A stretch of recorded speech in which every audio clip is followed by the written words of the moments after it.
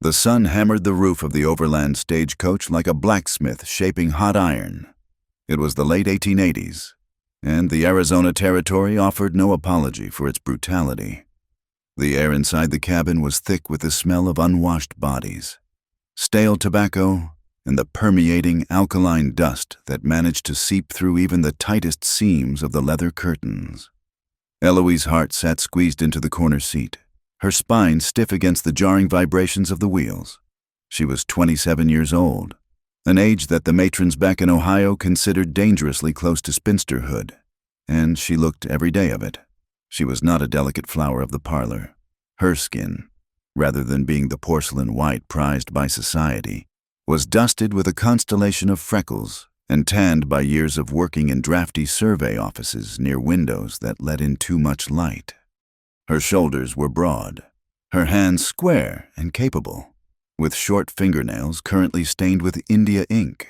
She held a sketchbook open on her lap, the pages trembling with every jolt of the coach, while the other passengers, a nervous doctor named Pembroke, a sleeping salesman, and a young woman named Clara, who seemed terrified of her own shadow, stared out at the monotonous red horizon. Eloise was documenting the topography. She noted the dip of the arroyo, the elevation of the mesas, and the deceptive shadows of the canyon walls. She was traveling to Red Rock Crossing to work for Silas Kane as a cartographer and secretary, a job she had secured only because her handwriting was impeccable and her wage demands were lower than any man's. "They say it was a massacre last week," Dr. Pembroke whispered, leaning forward. His voice was tremulous, meant to be confidential but loud enough to grate on Eloise's nerves. A whole family, burned out of their cabin just 10 miles south of the fort. It is the Navajo. They refused to stay on the reservation. Clara, the young woman with the lace bonnet, shuddered and pulled her shawl tighter, though the heat inside the coach was stifling. "I heard they take the women," she murmured, her eyes wide with a mixture of horror and titillation. "They say they take them into the hills and they are never seen again." Eloise did not look up from her sketch. She added shading to a limestone ridge with her charcoal pencil. "It is unlikely," she said, her voice flat and pragmatic. "The Navajo treaties were signed years ago. Most of the violence reported in the papers turns out to be exaggerated to sell copies, or disputes over water rights between cattlemen." The salesman, a man with a bulbous nose and a flask of whiskey he had been nursing since Santa Fe, snorted. "Listen to the expert," he slurred. He looked at Eloise with watery, bloodshot eyes. "You clearly do not know the savage mind, Miss, and if you do not mind my saying, a woman traveling alone, well, you must not have much to lose." Eloise tightened her grip on the pencil until the wood creaked. It was an old wound, easily reopened. She remembered the words of Thomas, her former fiancé, the day he broke the engagement 3 years ago. "Eloise, you are a fine companion for a library, but you are plain. You are sturdy. A man wants a wife he can show off at the Sunday social. When I walk into a room with you, nobody looks. I need someone they will remember." "I have my work," Eloise said coldly, turning her face toward the window. "That is quite enough to lose." The coach began to slow as the horses labored up a steep incline. They were entering a narrow throat of the landscape, a canyon where the red rock walls rose hundreds of feet on either side, blotting out the harsh afternoon sun and casting the road into premature twilight. The wind howled through the gaps in the stone, sounding like a low, mournful flute. Eloise felt a prickle of unease at the base of her neck. It was not the gossip of the passengers that disturbed her. It was the silence of the driver.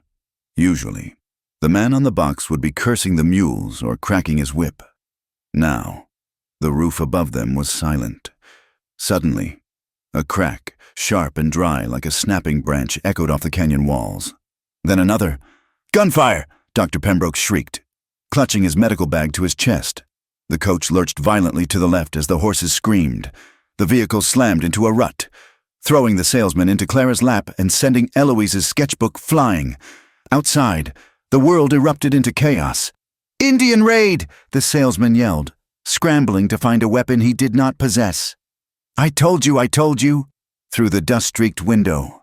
Eloise saw figures moving on the ridges above. They were silhouettes against the slice of blue sky, screaming war cries that echoed terrifyingly in the confined space. Arrows thudded into the wood of the coach, but they were followed by the thunderous report of repeating rifles. Eloise, unlike her screaming companions, did not cower on the floorboards. She stayed low, but she kept her eyes on the window.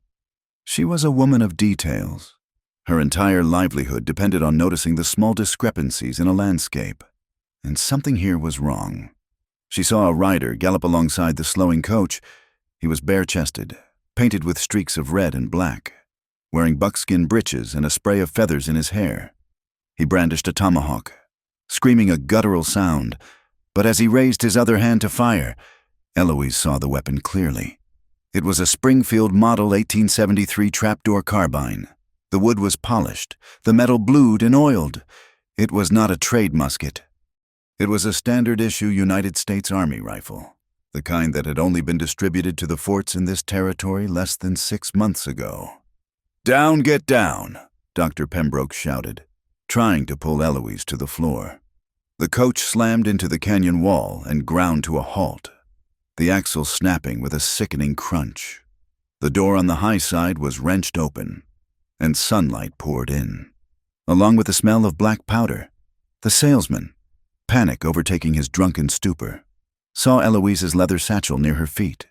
In his delirium, he seemed to decide that whatever she was guarding her maps, her few dollars was the price of his safety. Or perhaps he simply wanted a shield. "Give it here," the drunkard roared. He lunged at Eloise, grabbing her by the collar of her high-necked blouse. "You useless spinster, give me the bag!" Eloise struck out, her palm connecting hard with his nose, but he was heavy and fueled by adrenaline. He dragged her out of the tilted coach, throwing her onto the red sand. The air was filled with dust and the sharp sting of gunpowder. "Let go!" Eloise gasped, kicking at him. The man pinned her shoulders to the ground, his face twisted in ugly desperation.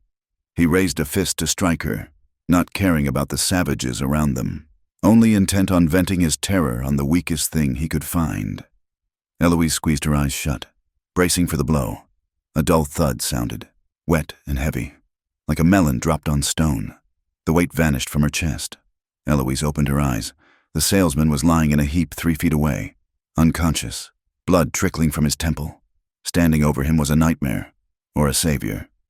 He was tall, lean as a whipcord, with skin the color of polished copper and hair blacker than the bottom of a well. He wore traditional Navajo dress, a velvet shirt of deep indigo, silver concho belts, and leggings. His face was painted, but not with the chaotic streaks of the attackers on the ridge. He wore 2 simple lines of black ash under his eyes. It was Atsa Yazi. He did not look at the fallen drunkard. His eyes were scanning the ridge, his body tense and coiled. He held a Winchester rifle in one hand and a heavy knife in the other.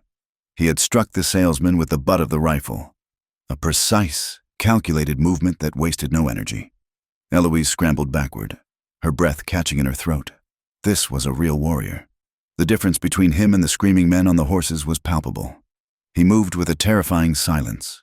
He turned his head and looked at her. For a moment, time seemed to stretch and thin. Eloise expected hate. She expected the bloodlust she had been warned about in every dime novel and newspaper. But the eyes that met hers were not wild. They were dark, deep, and startlingly intelligent. They assessed her injuries in a second, checked her hands to see if she held a weapon, and then dismissed her as a threat. He stepped forward, and Eloise flinched. Atsa did not speak. He reached down, grabbed her upper arm with a grip like iron, and hauled her to her feet. He did not shove her. He guided her, firmly and quickly, behind the cover of a large fallen boulder that shielded them from the line of fire coming from the ridge. "Stay," he said. The word was English, heavily accented, rough like gravel. He turned back to the fight. He rested his rifle on the rock, sighted, and fired. Up on the ridge, one of the feathered attackers cried out and fell from his horse. Eloise pressed her back against the warm stone, her heart hammering against her ribs like a trapped bird. She watched him. He was not shooting at the coach. He was shooting at the attackers. He was fighting them. The skirmish was short. From the mouth of the canyon to the east, the clarion call of a bugle cut through the noise. The ground began to tremble with the rhythmic pounding of hooves. The United States cavalry was arriving. "Soldiers!" Atza hissed to himself. On the ridge, the attackers heard the bugle too. The leader, the man Eloise had seen with the army carbine, shouted an order. "Pull back right!" It was English. It was clear, unaccented American English.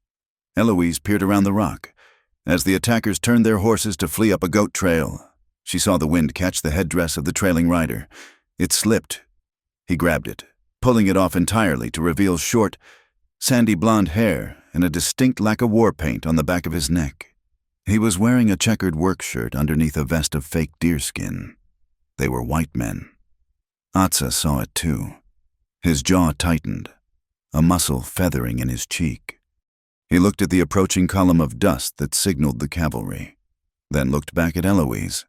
"Do not speak of me," he said. It was not a threat. It was a command born of necessity. Before she could nod, before she could ask who he was gone. He slipped into a fissure in the canyon wall, vanishing into the shadows and the red rock as if the earth itself had swallowed him whole. Seconds later, Colonel Briggs and his detachment of the 4th Cavalry thundered into the scene. The horses were lathered, the men shouting commands. Dust choked the air, turning the afternoon sun into a hazy orange orb. Colonel Briggs swung down from his horse. He was a thick-set man with a mustache waxed into sharp points and eyes that looked like cold marbles. He strode over to the wrecked coach, ignoring the groaning salesman and the weeping Clara, his gaze fixing on the arrows sticking out of the wood. He reached out and snapped the shaft of an arrow, inspecting the fletching. "Navajo!" Briggs spat. He threw the broken shaft to the ground. "Just as the report said, they are getting bolder, attacking a mail coach in broad daylight." Dr. Pembroke, shaking like a leaf, crawled out from the wreckage. It was terrifying. Colonel, hundreds of them screaming like demons. Eloise stepped out from behind the boulder. She brushed the red dust from her skirt, her hands trembling not from fear, but from a sudden, cold anger. "Colonel," she said, her voice surprisingly steady. Briggs turned, looking her up and down with dismissive appraisal. "You are unhurt. Madam, you are fortunate. Usually, they do not leave women alive." "It was not a raid," Eloise said. "Or at least, not the kind you think." Briggs frowned, his mustache twitching. "I beg your pardon." "I saw them," Eloise insisted, stepping closer. "The men who attacked us, they were using Springfield carbines, brand new ones, and when they retreated, one of them lost his headgear. He was a white man, colonel. He had blonde hair." Briggs' face hardened. The concern vanished, replaced by a wall of icy authority. "You are in shock. Miss, hysteria plays tricks on the mind." "I am not hysterical," Eloise said, her voice rising. "I am a cartographer. My eyes are my living. I know what I saw. And there was a man, a Navajo man, who helped me. He fought them off." Briggs laughed, a harsh, barking sound. "A Navajo helper. Now I know you have hit your head. Madam, there are no friendly bucks in this canyon. You saw a savage, and your mind is trying to make sense of the terror." He gestured to 2 of his troopers. "Get the passengers into the wagons. We need to get back to Red Rock Crossing before sundown."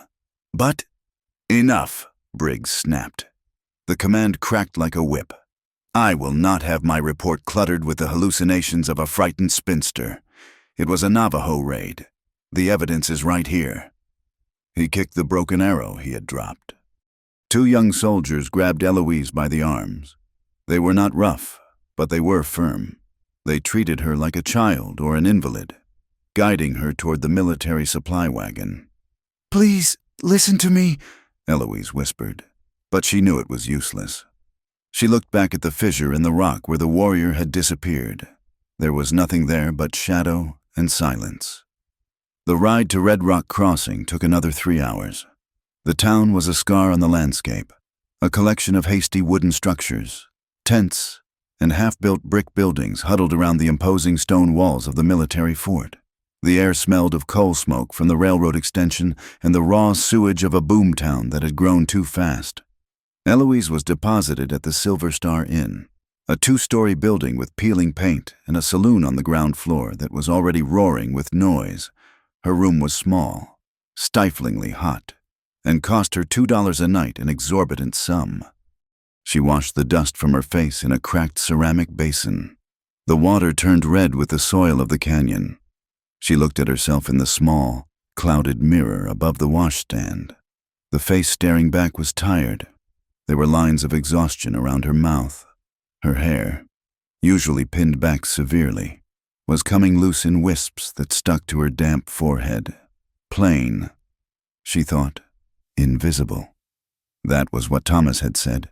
That was what the salesman had seen, someone of no value, someone who could be sacrificed for safety. But then she remembered the canyon. She walked to the window and pushed open the shutters. The night had fallen heavy and absolute over the desert. To the west, the lights of the fort burned, signaling the power of Colonel Briggs and his narrative of civilization versus savagery. To the east, the desert was a void of blackness, mysterious and silent. She closed her eyes and the image returned to her, vivid and unshakable. She saw the copper skin, the lines of ash under the eyes, the fluid grace of the movement that had saved her life. But mostly, she saw his eyes. They had looked at her not as a plain woman, nor as a victim, nor as a prize. They had looked at her with a terrifying, absolute clarity. He had seen her, Atsa Yazi. She did not know his name yet, but she knew his presence. He was out there somewhere in that darkness, watching the same stars, hunted by the men who were supposed to be her protectors. Eloise touched her throat, where the dust still lingered. "I am not hysterical," she whispered to the empty room. She turned away from the window, but she did not close it. For the first time in her life, the darkness outside felt safer than the light within. The twist in the canyon had not just broken a wheel. It had fractured her understanding of the world she had just stepped into. And Eloise's heart, the woman who drew maps for a living, realized she had walked off the edge of the known world. The morning sun over Red Rock Crossing did not bring clarity. It brought heat and the smell of raw lumber baking in the arid air. Eloise's heart smoothed the wrinkles in her gray traveling skirt. Though the dust of yesterday seemed permanently embedded in the fabric, she stood before the polished oak door of the Red Rock Mining Consortium, took a breath that tasted of grit, and knocked. Inside, the office was a sanctuary of calculated civilization amidst the wild frontier. Persian rugs covered the rough floorboards, and heavy velvet drapes blocked out the offending desert glare. Behind a mahogany desk sat Silas Kane. He was a man who wore his wealth like armor. His suit was tailored perfectly to his broad frame, his vest embroidered with silk thread, and his hands, unlike the rough paws of the miners outside, were manicured and soft. He stood as Eloise entered, offering a smile that was practiced, polite, and entirely empty of warmth. "Miss Hart," Silas said, his voice a smooth baritone, "I trust you recovered from the unpleasantness on the road yesterday. Colonel Briggs informed me of the attack, a tragedy. It was certainly startling." "Mr. Kane," Eloise replied, keeping her hands clasped tightly before her to hide their trembling. She did not mention the man with the copper skin. In the light of day, amidst the smell of expensive tobacco and ledger paper, the memory felt feverish, almost unreal. "Please, sit." Silas gestured to a leather chair. "I'm a man of business, and time is money, as they say in the East. I hired you because your reference letter stated you have the eye of a hawk and the hand of a master draftsman. My current maps are messy. I need precision." He slid a large roll of parchment across the desk. Eloise unfurled it. It was a survey map of the territory, spanning from the Colorado River deep into the Badlands. Her eyes, trained to read the language of lines and contours, scanned it quickly. She saw the proposed rail line, a black vein cutting through the topography. She saw the shaded areas indicating potential silver deposits. And then she saw the red ink, A large, aggressive circle had been drawn around a jagged scar in the landscape known as Coyote Canyon. It was the exact area where the stagecoach had been ambushed. "You are building the line through the canyon?" Eloise asked, her finger hovering over the paper. "That is difficult terrain. The gradient is steep." Silas chuckled, leaning back and lighting a cigar. "Engineering is the art of overcoming nature. Miss Hart, that canyon is the throat of the valley. If we control it, we control the flow of silver to the main line. But there are obstacles. The terrain. The inhabitants," Silas corrected, his eyes hardening slightly. "The Navajo. They cling to that rock as if it were gold. They claim it is sacred ground. I claim it is the future of American industry. We need to push them west, past the ridge. Civilization requires space. Miss Hart." Eloise looked at the map again. The attack yesterday had happened right at the edge of this red circle. If the Navajo were indeed attacking travelers there, it would give the army every justification to clear the canyon by force. It fit too perfectly. "I see," Eloise said, her voice neutral. "You want me to redraw this? I want you to sanitize it," Silas said, blowing a stream of blue smoke toward the ceiling. "Make the water sources clear, mark the defensible positions, and remove the old Indian names. Give them proper American names. We are painting a new world. After all..." A commotion from the street outside interrupted him. It started as a low rumble, the sound of many boots hitting the dirt, and rose quickly to a roar of angry voices. Silas stood up, checking his pocket watch. "Ah, it seems Colonel Briggs has been efficient.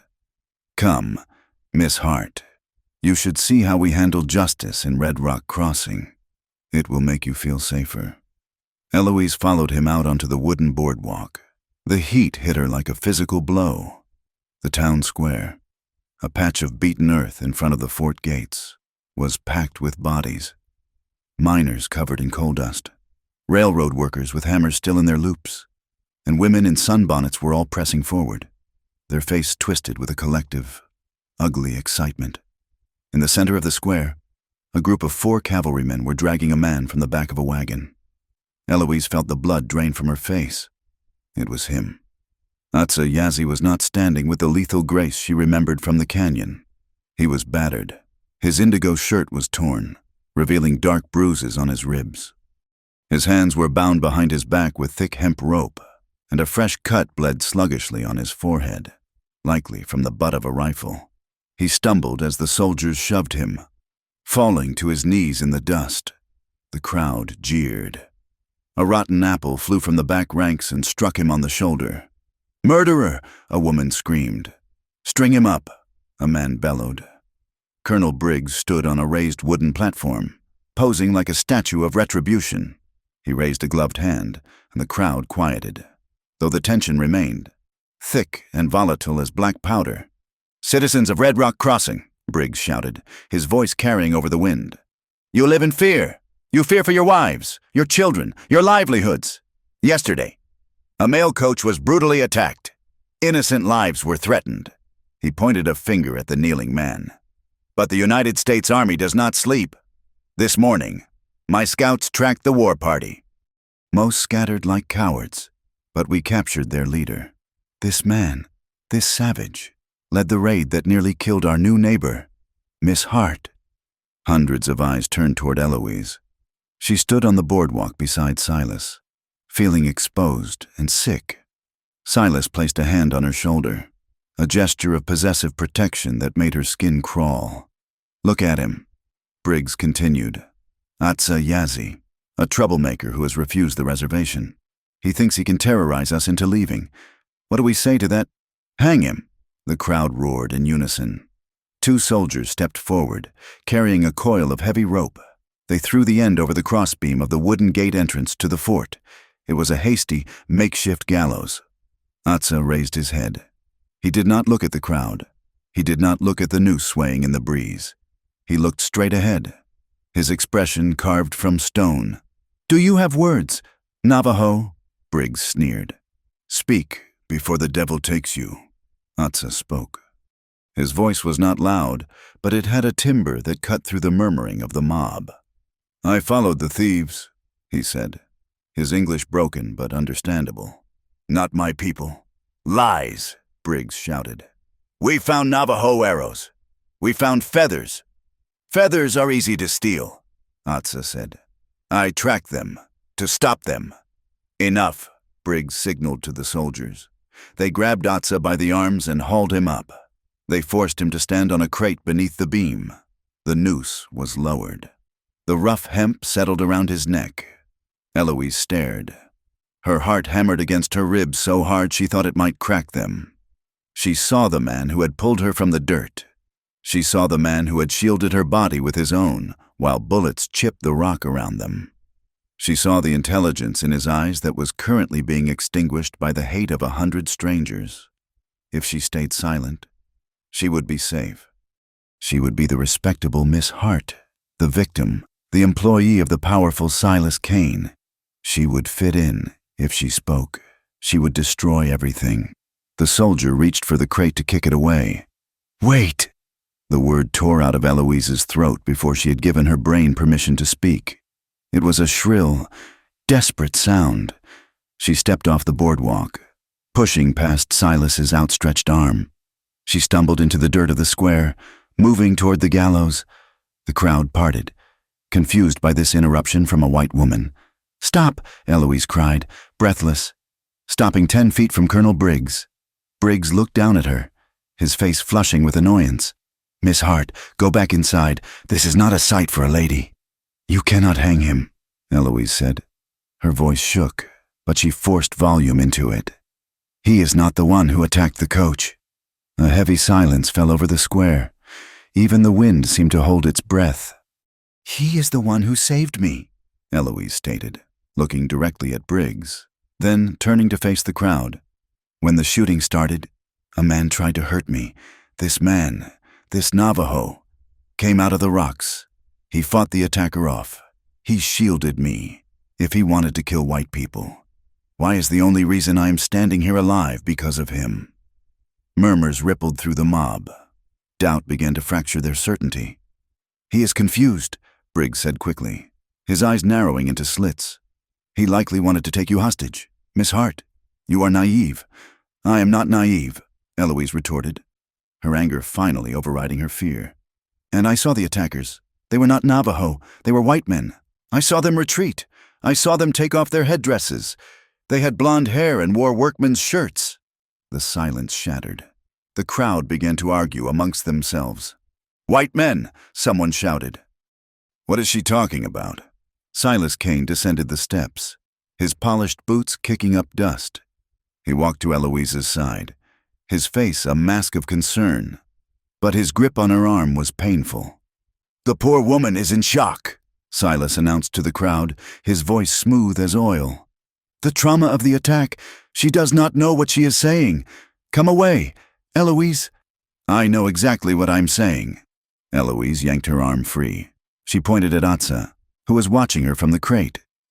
His expression had not changed, but his eyes were locked on hers with an intensity that burned. "He saved my life. If you hang him, you are hanging an innocent man, and you are letting the real criminals go free." Briggs looked at the crowd. He saw the hesitation. He saw that the bloodlust had been tempered by confusion. If he kicked the crate now, it would look like a cover-up. He was a politician as much as a soldier. He knew when the tide had turned. "Cut him down," Briggs growled, though the words clearly tasted like bile in his mouth. "Colonel," the soldier asked, confused. "I said cut him down," Briggs barked. "Take him to the stockade. We will investigate these claims. We will hold him for questioning." The rope was loosened. Atsa was shoved off the crate, landing hard on his feet. He did not bow his head. As the soldiers dragged him away toward the stone jailhouse, he turned his head and looked at Eloise. It was a brief glance, acknowledging the debt, but it was also a warning.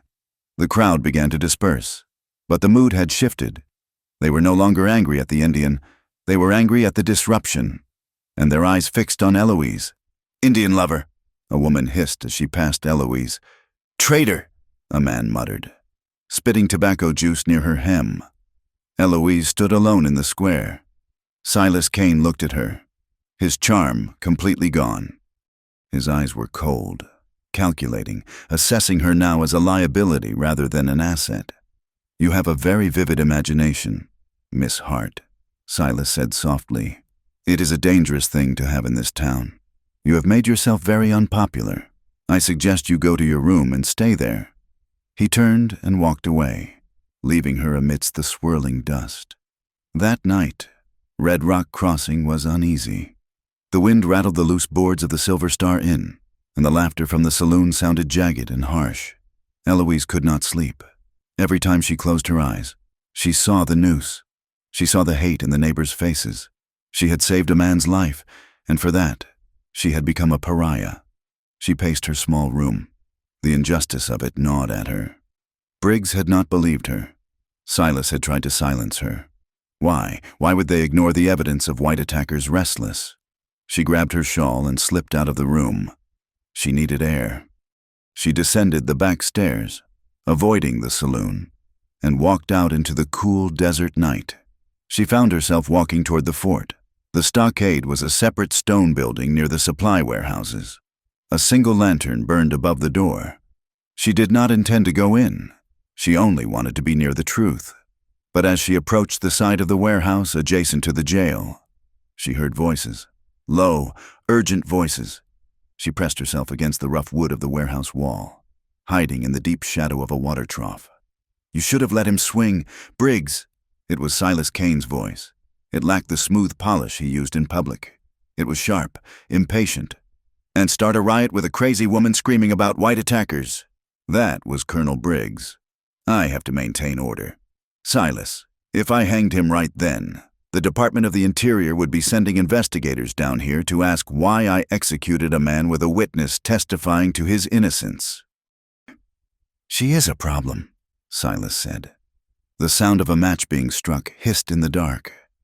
"I hired her for her maps, not her conscience. She saw too much."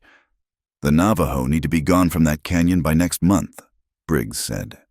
"The railroad deadline is tight. If we do not have an Indian war to justify clearing them out, how do you propose we move them, asking nicely?" Eloise clamped a hand over her mouth to stifle a gasp. The cold reality washed over her. "The raids were working," Silas said. "My men dress up, burn a few wagons, scare the settlers. The public demands action. You go in, clear the canyon for security reasons, and I get my silver and my tracks. It was a perfect circle. Now this savage is sitting in your cell, and that spinster is asking questions." "I will handle the Indian," Briggs said dismissively. "He will try to escape tonight. Regrettably, the guard will have to shoot him. Case closed." "And the girl?" Silas asked. There was a pause. Eloise held her breath until her lungs burned. "She is isolated," Briggs said. "The town already hates her. If she has an accident, or if she simply decides the frontier is too rough and leaves on the next stage, no one will mourn her." "Make sure it is done," Silas said. "I have $300,000 invested in that canyon. I will not let a cartographer and a stray dog ruin it." Footsteps crunched on the gravel as the two men parted ways.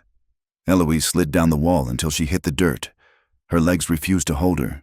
It was not a misunderstanding. It was not racism born of ignorance. It was a machine, a cold, calculated machine made of money and blood. Silas Kane and Colonel Briggs were manufacturing a war to steal the land, and Atsa Yazzie was just a prop in their play, meant to be discarded. "He will try to escape tonight," Briggs had said. "The guard will shoot him." Eloise looked at the small, barred window of the jailhouse. Atsa was in there, waiting for a death that had been scheduled for hours from now. She looked back toward the inn. She could pack her bag. She could wait for the morning stage. She could go back to Ohio, where she was just plain, boring Eloise Hart. She would be safe. She would be alive. But she would be a liar. She would be exactly what Thomas had said. She was someone of no consequence. She looked at her hands. They were shaking, but they were strong hands. Hands that drew lines. Hands that defined the world. "Honest," she whispered to herself. She stood up. She did not head back to the inn. She moved deeper into the shadows, toward the back of the jailhouse where the guard was leaning against the door, half asleep with a bottle in his hand. The choice had been made. She was no longer standing on the edge of the map. She was stepping into the territory where there were no roads, only consequences. She was going to break the law. She was going to betray her race. She was going to save the savage again. The shadows behind the stockade were long and smelled of damp straw and stale horse sweat. Eloise's heart moved with a caution that was foreign to her, placing her boots carefully on the packed earth to avoid the crunch of gravel. She held a tin cup of water in one hand and a bundle of clean linen rags in the other. Her heart hammered against her ribs, a frantic rhythm that seemed loud enough to wake the entire garrison. The guard at the rear door of the makeshift jail was not the diligent sentry Colonel Briggs would have preferred. He was a young private, slumped against a barrel, his hat pulled low, snoring softly with a bottle of cheap whiskey cradled in his lap. Eloise slipped past him, holding her breath, and moved toward the lean-to structure attached to the stone cell where the overflow prisoners were kept when the main block was full. Atsa Yazi was there. He was not inside the cell, but chained to a heavy support post of the stable structure, exposed to the night air but hidden from the street. His hands were bound in iron cuffs, the chain looped tight around the timber. He was awake. As Eloise stepped into the sliver of moonlight cutting across the dirt floor, his eyes snapped open. They were dark, assessing, and devoid of fear, though his face was swollen from the beating he had received in the square. Eloise knelt beside him, the smell of copper blood and dust sharp in her nose. "Drink," she whispered, holding the cup to his cracked lips. Atsa pulled back slightly, his muscles tensing. He looked at the water, then at her face. He seemed to be searching for a trap. "It is water," Eloise said, her voice trembling. "Not poison, please." He leaned forward and drank, gulping the liquid down with a desperation he had hidden until now. When the cup was empty, he leaned his head back against the rough wood of the post. "You should not be here," he said. His voice was rough, like stones grinding together. "Your people will hurt you." "They already want to hurt you," Eloise replied, dipping a rag into the small bucket she had brought. She reached out to wipe the dried blood from a gash above his eye. He flinched, but did not pull away. "I know you did not attack that coach. Knowing changes nothing," Atsa said. "The colonel needs a hanging. I am the neck he found." "I saw the men," Eloise insisted, dabbing at the wound. "I saw their hair. I know Silas Kane is involved. I heard him talking to Briggs." Atsa looked at her then, really looked at her, with an intensity that made Eloise flush. It was not a romantic look. It was the look of a soldier recognizing an ally in an unexpected place. "I am a scout," he said quietly. "For my people, the Dine. We have seen these ghosts, men who dress like us, burn ranches, steal cattle. They leave arrows that belong to my tribe, but they ride like cavalry." "Why?" Eloise asked. "To start a war. To steal the canyon," Atsa answered. "I warned the elders. I told them the metal road the railroad wants the throat of the mountain. They did not believe the white men would break the treaty so soon. I was tracking the ghosts when I found your coach. I thought I could stop them, take one alive to show the colonel. Instead, you saved me," Eloise said softly. "A mistake, perhaps," Atsa murmured, "though there was no malice in it. Now I die, and the canyon falls." "No," Eloise said, pulling back. She stood up, her hands balling into fists. "Not if I can help it." The next morning, the sun rose with a vengeance, bleaching the color out of the sky before 8 o'clock. Eloise sat at her desk in the office of the Red Rock Mining Consortium, her spine rigid. Silas Kane was absent, attending a breakfast meeting with the town investors, leaving Eloise alone with the documents that would decide the fate of the territory. She worked quickly, her hands steady despite the fear coiling in her stomach. She had the official survey map spread out on the table, the one Silas had asked her to sanitize. Beside it, she placed a rougher, military-grade chart she had pilfered from a stack of rejected papers in the corner. Silas wanted the Indian names removed. He wanted the water sources marked. But as Eloise cross-referenced the two maps, she began to see a pattern that chilled her blood. On Silas's private draft, there were small, neat marks made in red ink. An X here, an X there. They were clustered along the proposed railroad through Coyote Canyon and the adjacent valley. Eloise took her magnifying glass and peered at the military map. The locations of the X marks did not correspond to silver deposits.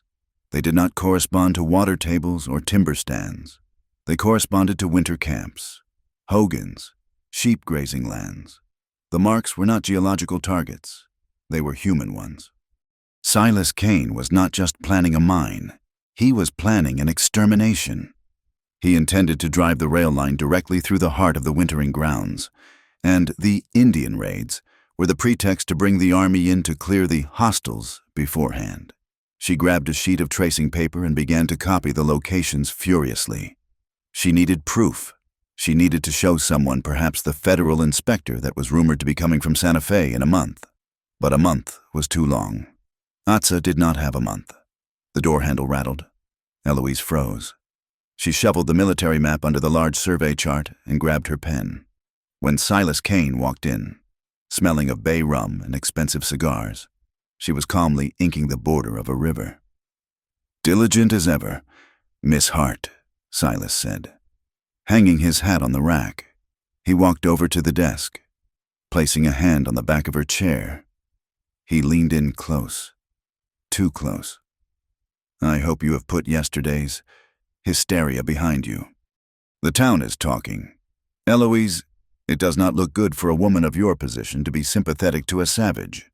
"I am only sympathetic to the truth, Mr. Kane," Eloise said, keeping her eyes on the ink. "But I understand my position."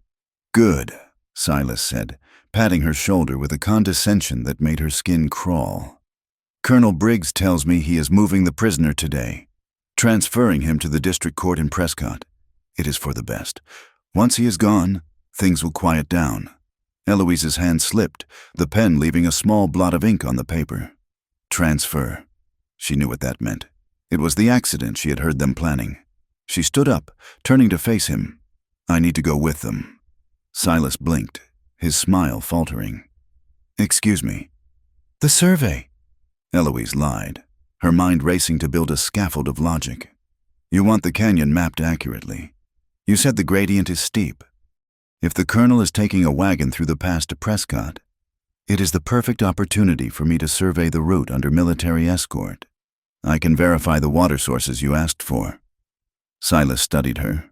His eyes were cold, calculating beads. He suspected something, but his greed was a louder voice. He needed that map finished before the investors arrived next week. And if Eloise Hart happened to be on a dangerous road with a violent prisoner, well, the desert was a harsh place for a woman. "It is dangerous," Silas said slowly, "but efficient.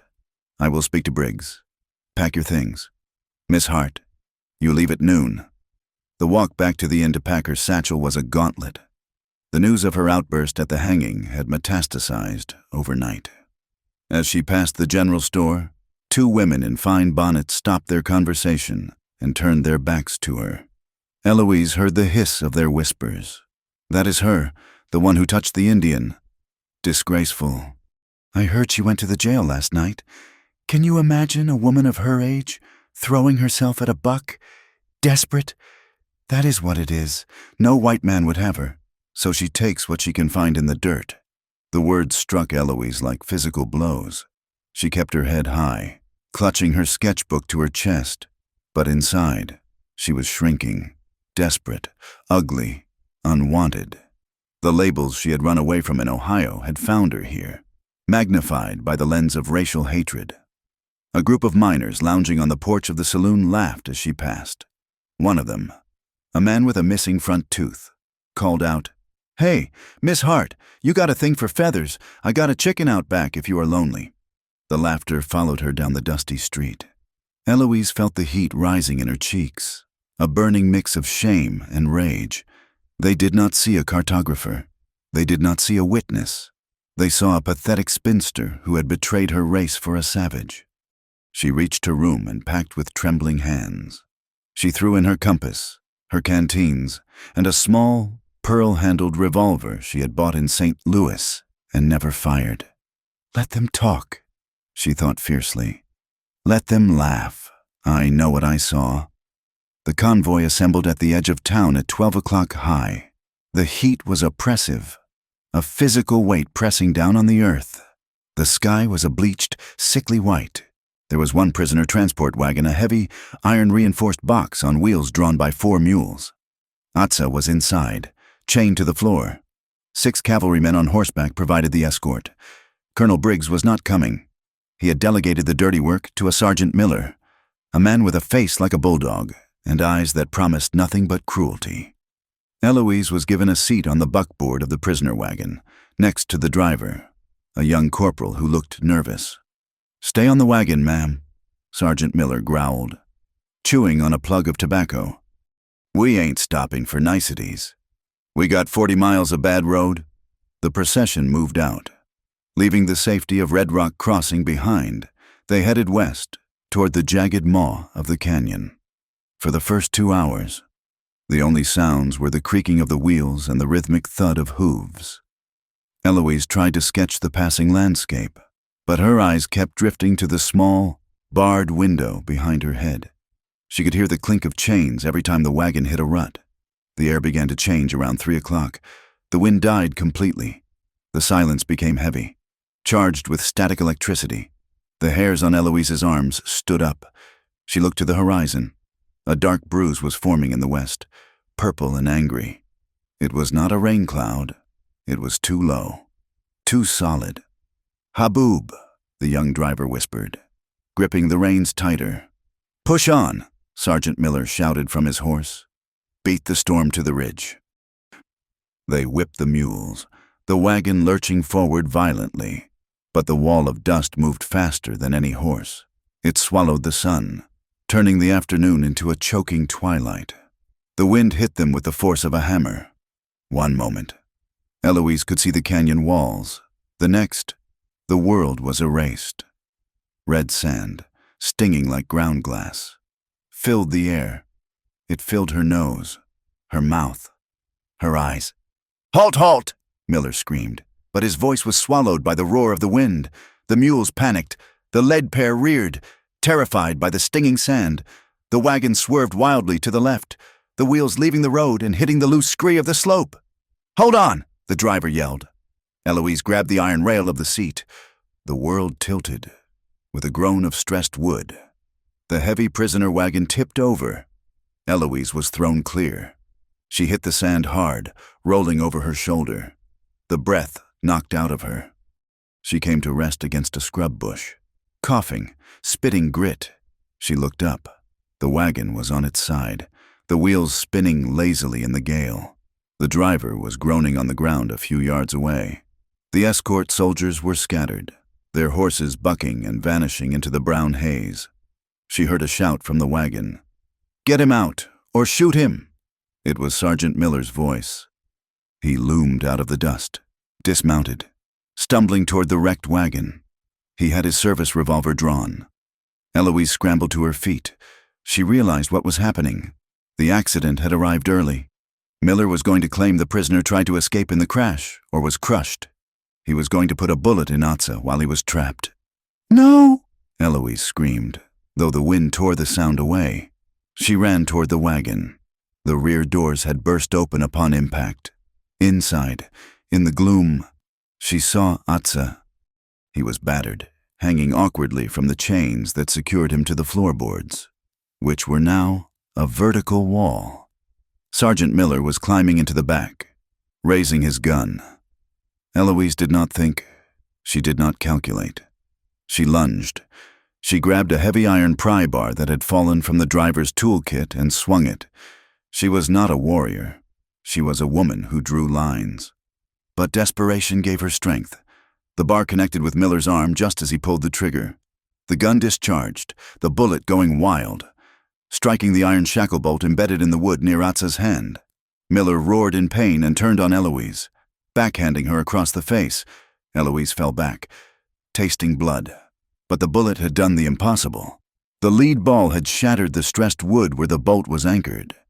Atza braced his legs against the wall and pulled. With a crack of splintering timber, the bolt tore free. He was still cuffed, but he was no longer attached to the wagon. Miller raised his gun again, aiming at Eloise this time. "You stupid bitch!" Atza moved. He swung the heavy length of chain attached to his wrist like a whip. The iron link struck Miller in the temple. The sergeant dropped like a sack of grain, unconscious before he hit the floor. Atza scrambled out of the wagon, crouching low. The wind was howling, the visibility less than 5 feet. "We must go!" he yelled, grabbing Eloise's arm.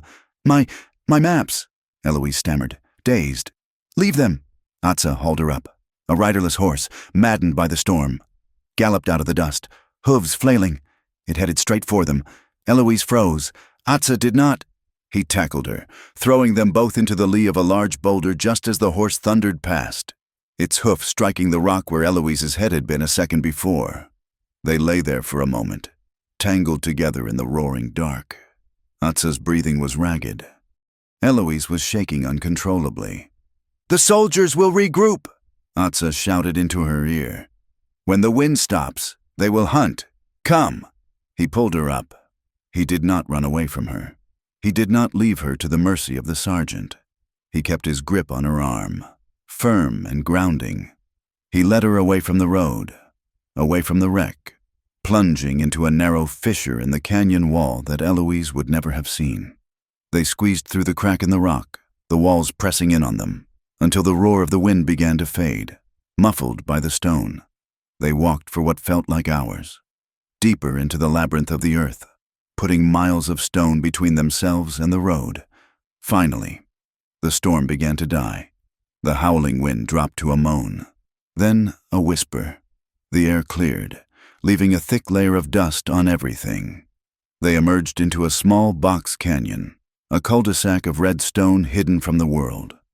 Atza let go of her arm. He slumped against the canyon wall, sliding down to sit in the dirt.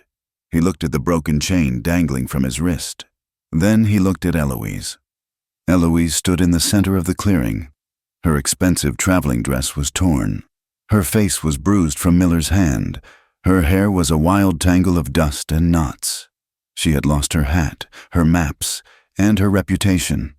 She was a fugitive. She had assaulted a federal officer. She had aided a condemned man. She looked at Atza. He was a criminal in the eyes of the law, a savage in the eyes of the town. "They will kill us if they find us," Eloise said, her voice sounding strange in the silence. Atza nodded. "Yes." He looked at her, and for the first time, a flicker of something like respect true. Deep respect softened his hard face. "You swing a heavy iron, map-maker," he said. Eloise looked at her hands. They were scraped and bleeding, but they were steady. She took a breath of the cooling desert air. She had no water. She had no food. She had only the man sitting before her. "I am not a map-maker anymore," she whispered. "I suppose I am an outlaw." Atza slowly extended his hand. It was an invitation, an acknowledgement of their shared fate. "Then we are the same," he said. "Outlaws, walking the edge." Eloise looked at his hand, then reached out and took it. His grip was warm, rough, and undeniably real. Above them, the first stars began to pierce the dusty veil of the sky. Indifferent to the laws of men, watching 2 specks of life in the vast, red silence. The sun over the Badlands did not just shine, it judged. It beat down on the jagged spine of the earth with a relentless, blinding fury that turned the air into shimmering waves of heat. Eloise's heart stumbled, her boots scraping against the unforgiving shale, but a strong hand caught her elbow before she could fall. Atza Yazi did not speak. He simply steadied her, his grip firm and impersonal, and pointed toward a narrow fissure in the canyon wall that looked like nothing more than a shadow from a distance. It was a zigzag path, a secret vein in the rock that only the deer and the dine knew. They had been walking for 10 hours. The wreckage of the prisoner wagon and the unconscious form of Sergeant Miller were miles behind them, buried under the silence of the desert. Eloise's lungs burned with every breath. Her throat felt like it was lined with felt. She was a woman who had spent her life drawing lines on paper, sitting in chairs, drinking tea from porcelain cups. Now, she was walking off the edge of the known world. Water, Atsa said, his voice rasping slightly. Soon. He led her through the twisting labyrinth of stone. The walls rose high on either side, blocking out the cruel sun and plunging them into a cool, purple twilight. Finally, the path widened into a small, hidden alcove, a natural amphitheater carved by millennia of wind and water. At the back, fed by a vein deep within the mesa, water wept from the rock face, gathering in a small, clear pool bordered by hardy ferns. Eloise collapsed beside the pool. She did not care about dignity. She cupped her hands and drank. The water was cold, tasting of minerals and earth. It was the sweetest thing she had ever tasted. Atsa drank after her, kneeling with the grace of a mountain lion. He splashed water on his face, washing away the dried blood from the cut on his forehead and the dust of the prison wagon. When he stood, he moved to the mouth of the alcove, checking their back trail. We rest here, he said. The soldiers will not find this place. It is not on their maps. It is not on mine, either, Eloise murmured, looking around. She realized with a jolt that for the first time in her career, she had no idea where she was. She was completely dependent on the man the army called a savage. That first night was a test of nerves. The desert temperature plummeted as soon as the sun vanished. Eloise sat near the back of the cave, shivering in her torn traveling dress. She hugged her knees to her chest, her eyes tracking Atsa as he moved in the gloom. He built a fire, but it was small, a coyote fire. He called it later made of dry sage and driftwood that burned with almost no smoke. He sat on the opposite side of the flames, keeping a deliberate distance. He seemed to sense her fear, the ingrained terror of a white woman raised on stories of scalpings and abductions. He took a piece of dried meat from a pouch at his belt, tore it in half, and tossed a piece to her. Eat, he said. You need strength. Eloise chewed the tough, salty jerky. Thank you, she whispered. Atsa did not reply. He sat cross-legged, his rifle across his lap, staring into the fire. The silence stretched between them, heavy and awkward. Why? Eloise asked suddenly. Her voice sounded loud in the small space. Atsa looked up. Why what? Why did you come back? She asked. In the wagon. You were free. The bolt broke. You could have jumped. You could have run while Miller was shooting at me. Why did you stay to hit him? Atsa studied her face, the firelight dancing in his dark eyes. You fought for me, he said simply. In the town square, you spoke when others were silent. A warrior does not leave a debt unpaid. I am not a warrior, Eloise said bitterly. She looked at her hands, which were scratched and raw. I am a cartographer who cannot find her way home. You swing a heavy iron, Atsa noted, a ghost of a smile touching his lips. That is warrior enough. The comment loosened something in Eloise's chest. The fear began to recede, replaced by a profound exhaustion and a sudden need to unburden herself. I was supposed to be married, she said, staring at the flames. 4 years ago, his name was Thomas. He was a solicitor, very respectable. Atsa listened, his face impassive. He left me 2 weeks before the wedding. Eloise continued. He told me he had met someone else, a girl named Clara. He said Clara was like a rose, and I was like a reliable oak table. He said, Eloise, you're useful, but you are not someone a man dreams about. You are plain. People forget your face the moment you leave the room. She laughed, a harsh, dry sound. So I came west. I thought if I drew the maps, if I named the mountains, then I would matter. I would not be invisible. Atsa remained silent for a long time. He reached out and adjusted a stick in the fire, sending a spray of orange sparks upward. The white men tell many lies, Atsa said quietly. But the worst lies are the ones they tell about what matters. He looked at her. My people, the Dine. We walked a long road. The long walk. The soldiers came Kit Carson and his men and they burned our peach trees. They killed our sheep. They forced us to walk hundreds of miles to a place called Bosque Redondo. It was a flat, ugly land. The water made us sick. Eloise listened, horrified. She had heard of the relocation, but only as a footnote in a government report. "My grandmother died on that walk," Atsa said, his voice devoid of self-pity but heavy with memory. "She was old. When she could not keep up, the soldiers shot her. They said it was mercy. They promised us food, blankets, safety. They gave us nothing but death. Since then, I do not listen to the words of white men. I listen to the wind. I listen to the earth. They do not lie." "I am sorry," Eloise whispered. The words felt inadequate, tiny against the scale of such tragedy. "Do not be sorry," Atsa said. "Be alive. That is the only answer to them." He lay back against his saddle roll, closing his eyes. "Sleep, mapmaker. Tomorrow we walk." 2 days passed in the canyon. Eloise learned that silence was a language. She learned to read the sky for weather, to watch the lizards to find shade. She watched Atsa. She watched how he moved with an economy of energy, never wasting a step. He was teaching her, though he rarely gave direct instruction. He would point to a track in the sand, a sidewinder snake, and wait for her to nod before moving on. On the third afternoon, the heat broke violently. Thunderheads piled up over the mesa, turning the sky the color of a bruised plum. The air grew heavy and electric. Then, the rain came. It was not a gentle shower. It was a deluge. Water poured from the heavens, turning the dry creek beds into roaring torrents in minutes. They took shelter in a shallow overhang near the top of a ridge. The space was cramped. The rain lashed against the stone, creating a curtain of water that sealed them in. Eloise was soaked to the bone. Her hair, usually pinned up in a severe bun, had come undone, plastering against her neck and cheeks in wet, dark tendrils. Her dress clung to her, heavy and cold. She shivered violently.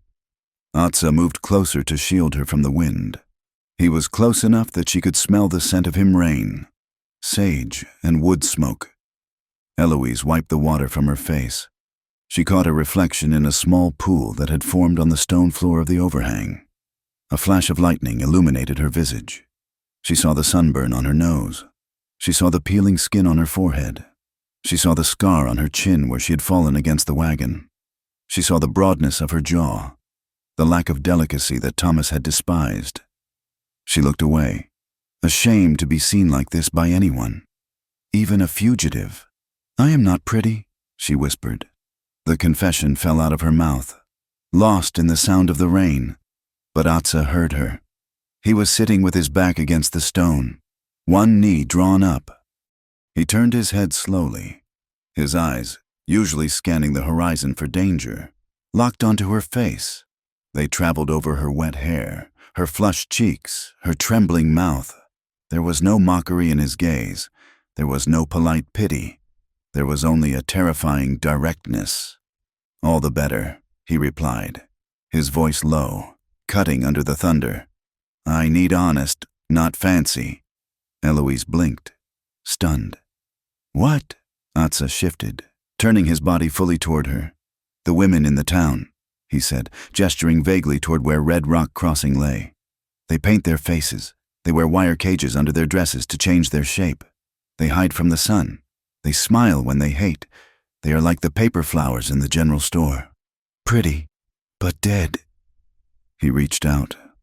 For a moment, Eloise thought he would pull back, but his hand continued its path. His fingertips, calloused from the rifle and the reins, brushed the line of her jaw. It was a touch as light as a moth's wing, yet it sent a shockwave through her entire body. "Pretty can lie," Atsa said. "Paint and powder. Honest cannot. Your face tells the truth of sun, wind, work. That is beauty to me." He traced the small scar on her chin with his thumb. "This is a story of survival. Why would you want to hide it?" Eloise stopped shivering.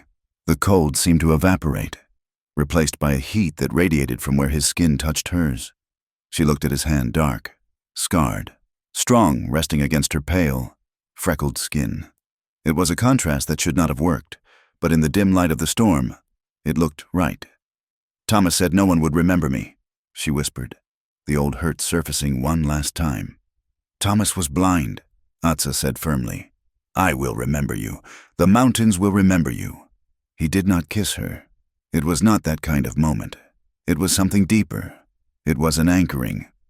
He held her gaze for a long moment, stripping away the layers of insecurity she had worn for years, leaving her naked in her own skin, and telling her that the skin was enough. Then, slowly, he withdrew his hand, the moment held in the air, vibrating like a plucked bowstring. "The rain is stopping," he said, his voice returning to its usual practical tone, though his eyes remained warm. Eloise let out a breath she didn't know she was holding. "Yes," she said, "it is." The storm passed as quickly as it had arrived, leaving the desert washed clean and smelling of creosote. But something had shifted irrevocably between them. They were no longer just allies of circumstance. The next 2 days were a revelation. Eloise began to ask questions. She pointed to a bird circling overhead. "Turkey vulture," she said. "CDE," Atsa corrected. He made her repeat the guttural sounds until she got it right, laughing softly when her tongue tripped over the glottal stops. In return, she taught him English. He pointed to the vast expanse of the canyon. "Big," he said. "Magnificent," Eloise corrected. "Magnificent." Atsa tested the word, rolling it around in his mouth. He shook his head. "Too many teeth in that word. Big is better." Eloise laughed, a genuine, full-throated sound that surprised her. "Perhaps you are right. Simple is often better." They were heading toward a high ridge that overlooked the northern approach to Coyote Canyon. Atsa had a suspicion that the ghosts, the fake raiders, had a camp nearby. The climb was grueling. It involved scrambling up loose scree and hauling themselves over boulders the size of carriages. A week ago, Eloise would have fainted. Today, she gritted her teeth, dug her boots in, and kept pace. When she slipped, she corrected her own balance. She saw Atsa nod in approval. They reached the crest of the ridge just before noon. They lay flat on their stomachs, peering over the edge. Below them, in a box canyon completely hidden from the main road, was a camp. There were tents, a corral with horses, and a large wagon covered in canvas. "Look," Atsa whispered, handing her a small brass spyglass he carried. Eloise put the glass to her eye. The circle of magnification brought the scene into sharp focus. There were men down there, white men. She recognized one of them, a shift boss from Silas Kane's mine. He was sitting on a crate, smoking a pipe. But it was what was happening near the wagon that made her gasp.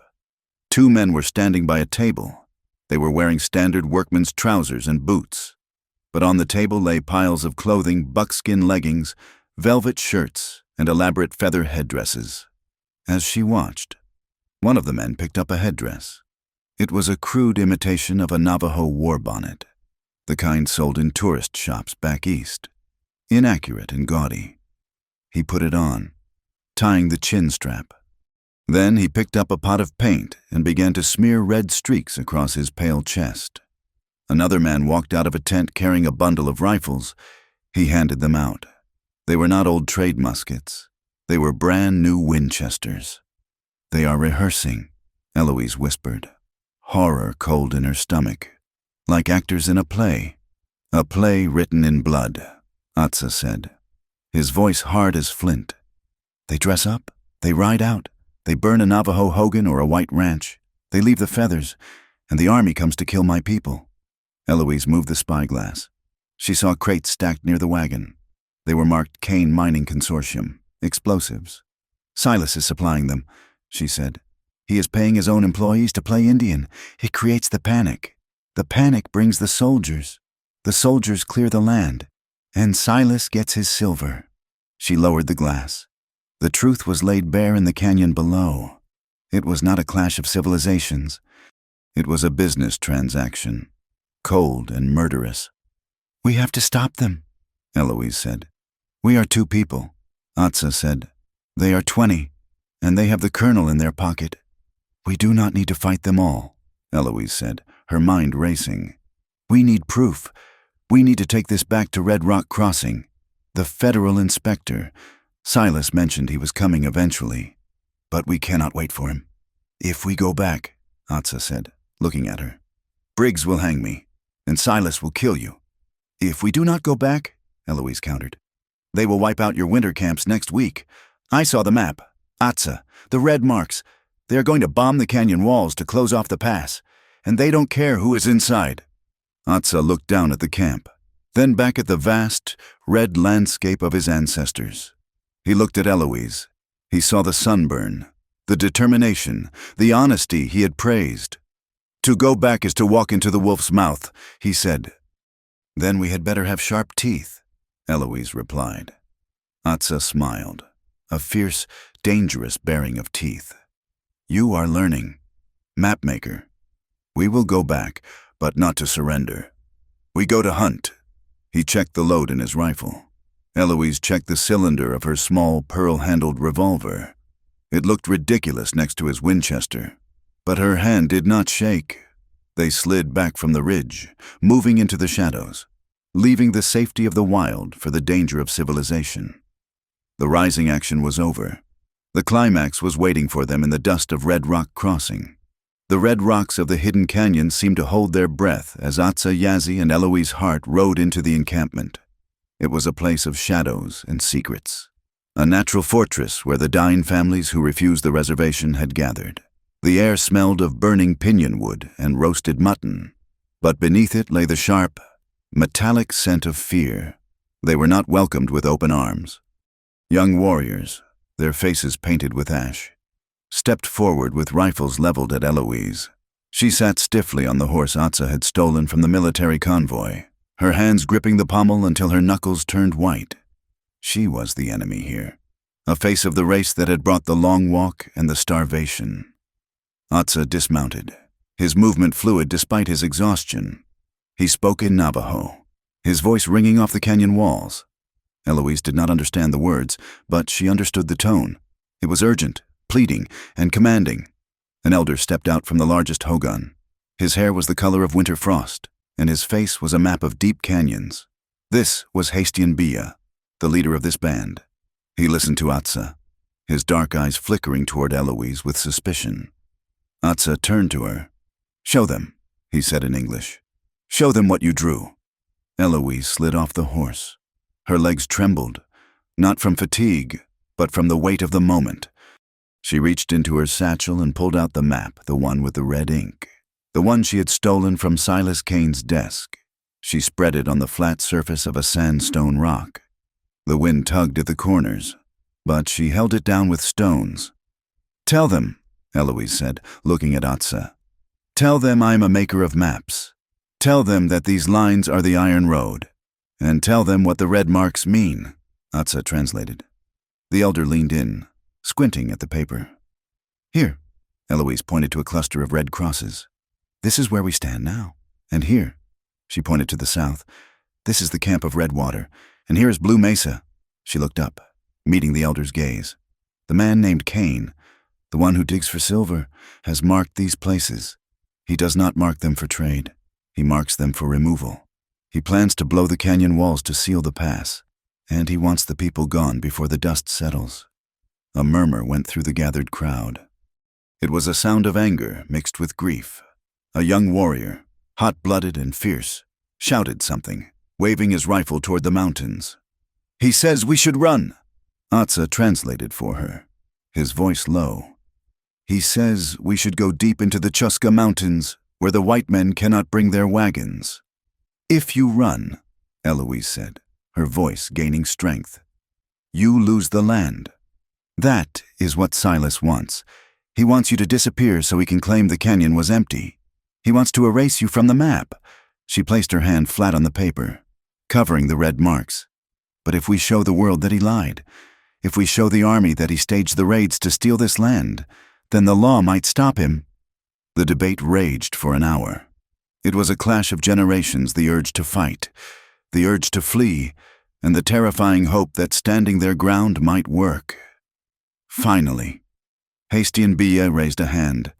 We will not run, Atsa said, turning to Eloise. Half the warriors will ride to the other camps. They will move the families to the high caves for safety, but they will not leave the land.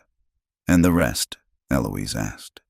The rest ride with us, Atsa said, to Red Rock Crossing. We bring the feathers. We bring the map. We bring the truth.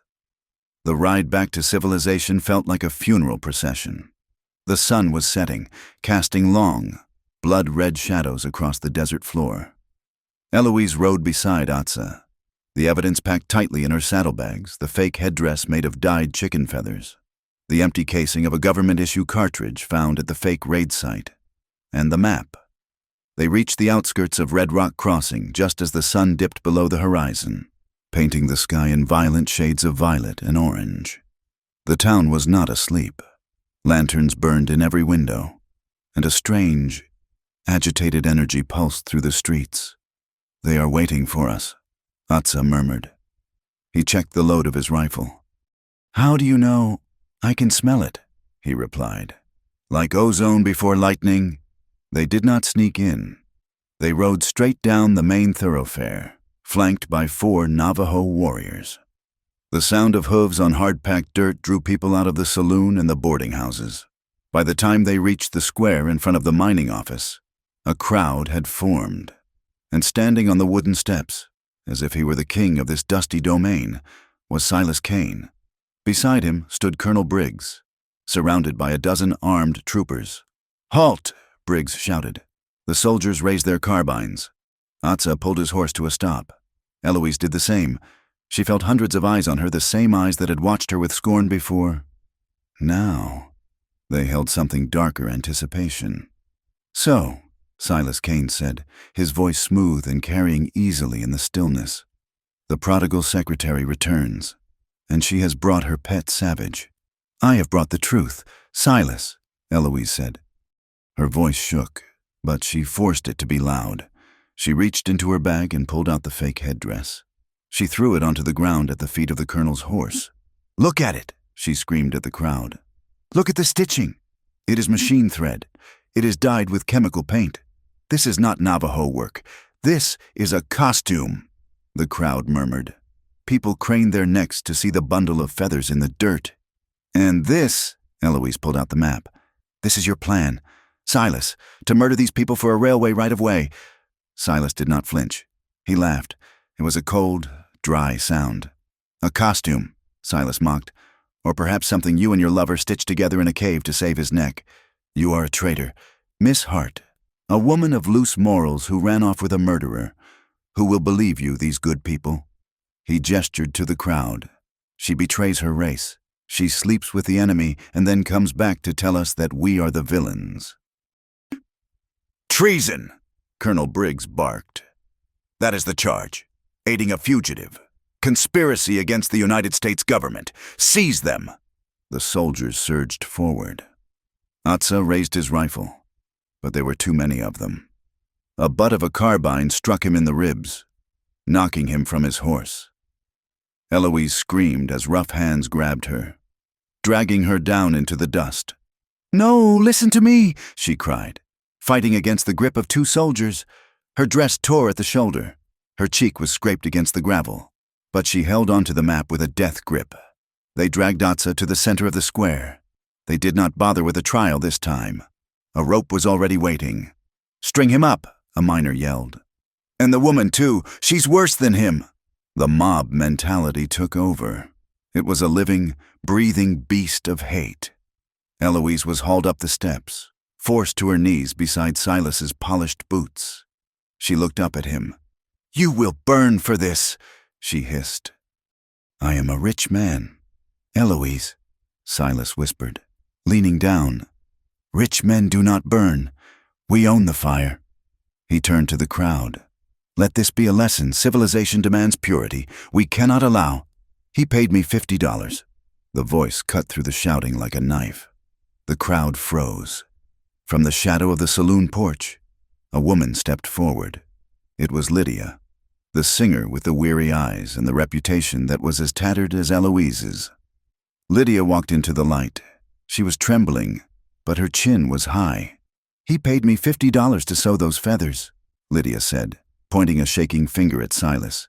He said it was for a theater show in Santa Fe, but I saw his foreman wearing one when they rode out last week."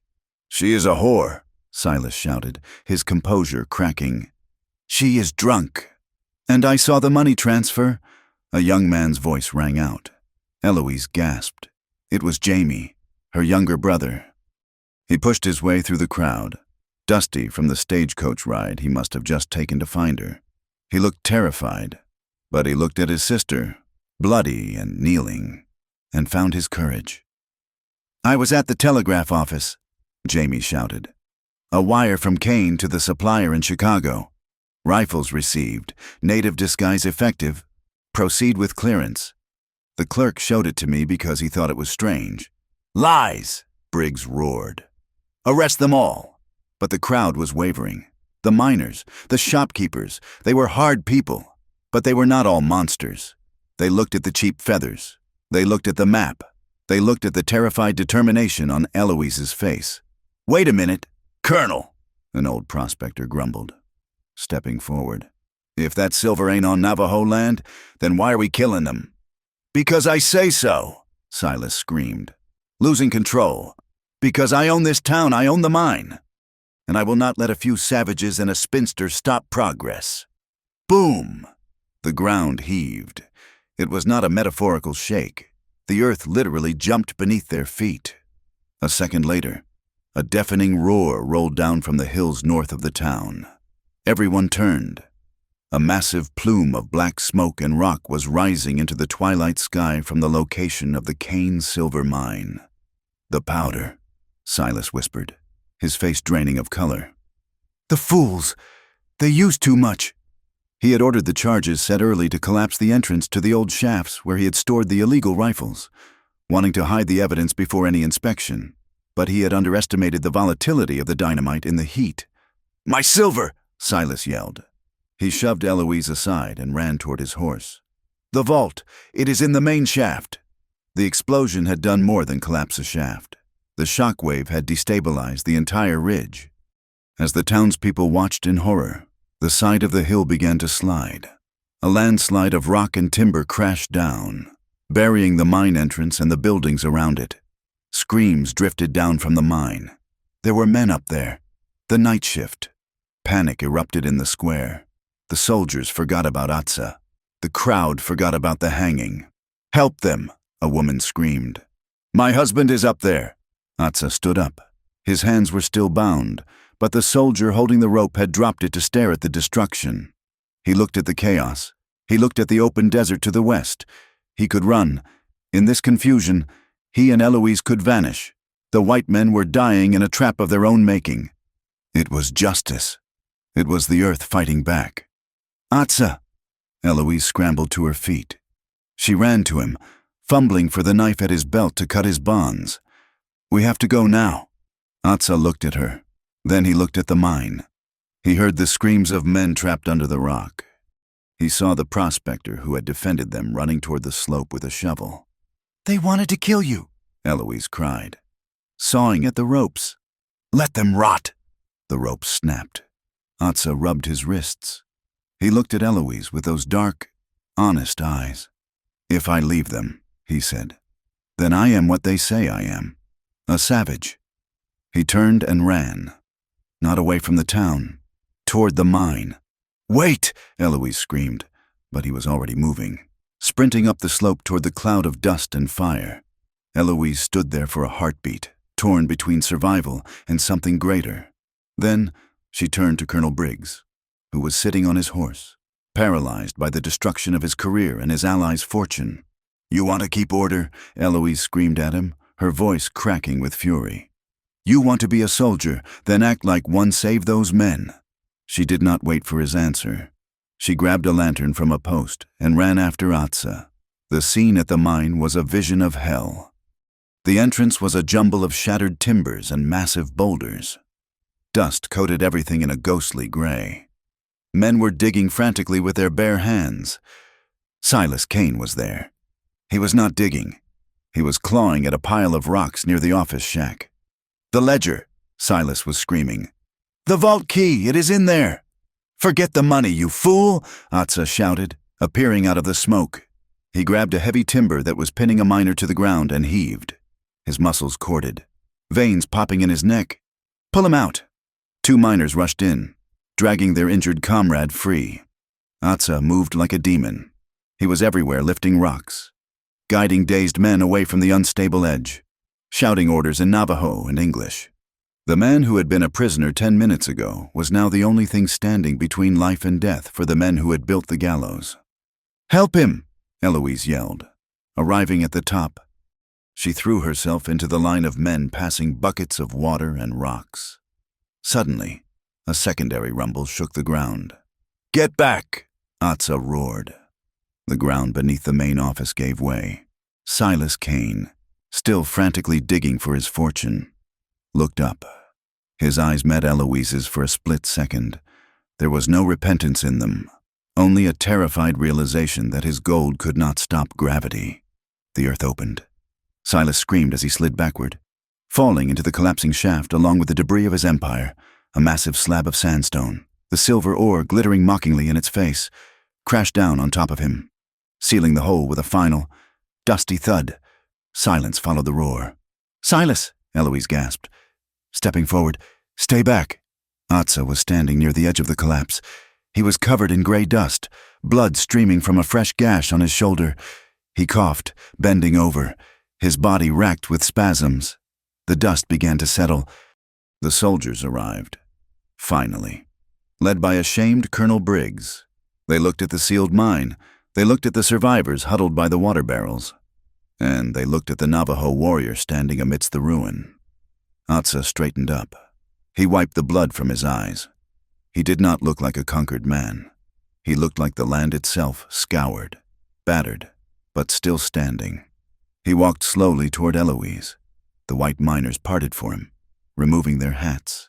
There were no jeers now. No one called him a savage. He stopped in front of Eloise. He reached out a dusty hand and touched her face, his thumb tracing the line of her jaw. "You stayed," he rasped. "I am not fancy," Eloise whispered, tears cutting tracks through the dust on her cheeks. "I am just stubborn." Atsa leaned his forehead against hers. "Stubborn is good."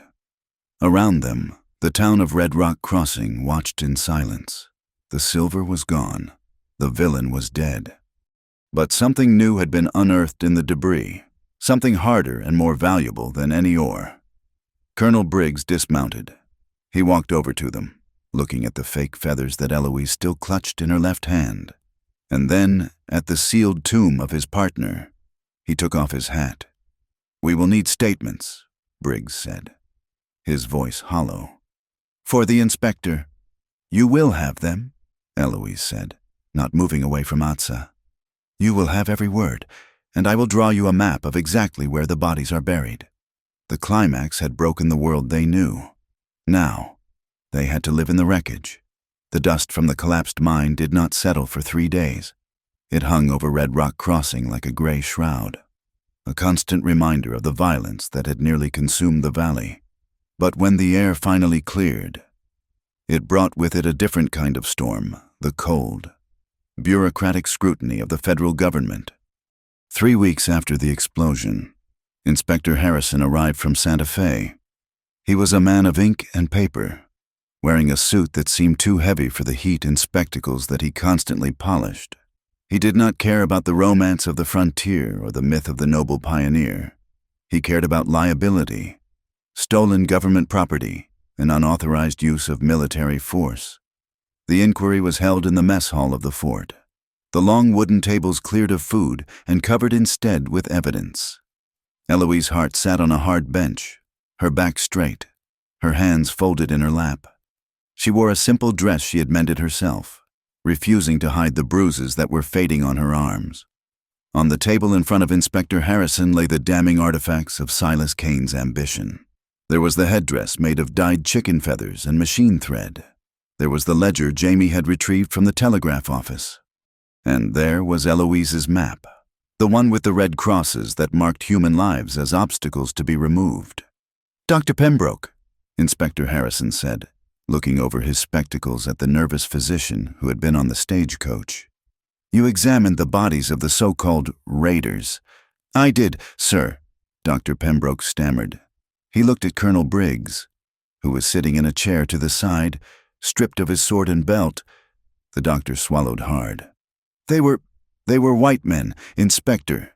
Their hair had been dyed with shoe polish, and they were wearing Army-issue boots. Harrison made a note in his book.